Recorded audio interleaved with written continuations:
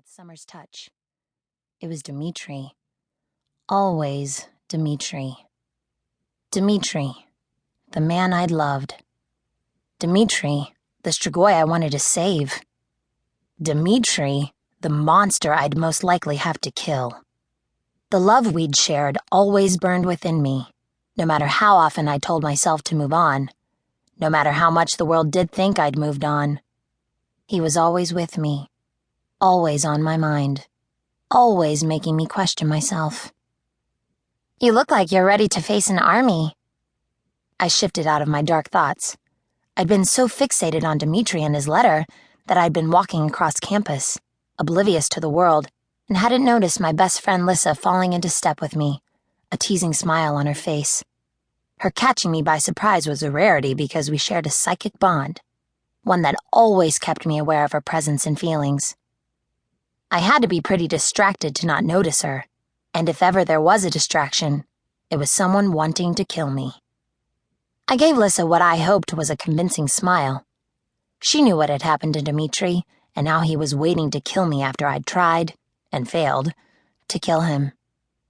Nonetheless, the letters I got from him every week worried her, and she had enough to deal with in her life without my undead stalker to add to the list.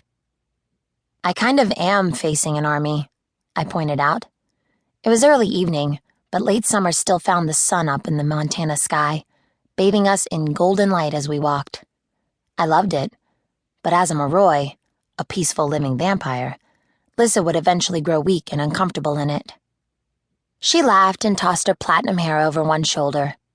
The sun lit up the pale color into angelic brilliance. "I suppose. I didn't think you'd really be all that worried." I could understand her reasoning. Even Dimitri had said these would be a waste of my time. After all, I'd gone to Russia to search for him and had faced real Strigoi, killing a number of them on my own. Maybe I shouldn't have been afraid of the upcoming tests, but all the fanfare and expectations suddenly pressed in upon me. My heart rate increased. What if I couldn't do it? What if I wasn't as good as I thought I was?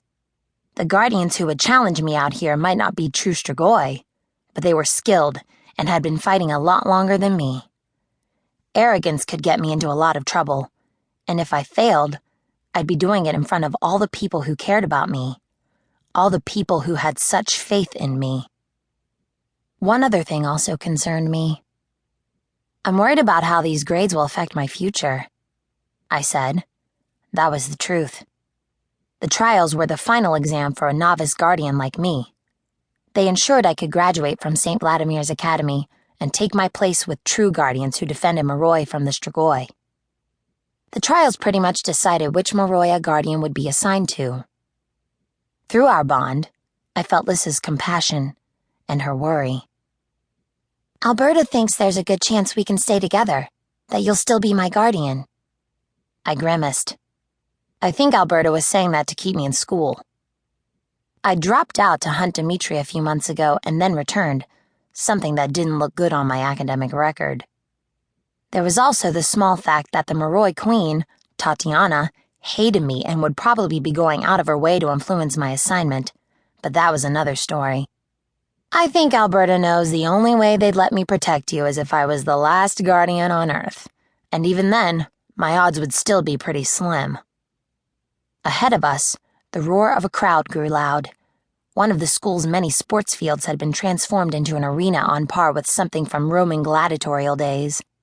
The bleachers had been built up, expanded from simple wooden seats to luxuriously cushioned benches with awnings to shade the Moroi from the sun. Banners surrounded the field, their bright colors visible from here as they whipped in the wind.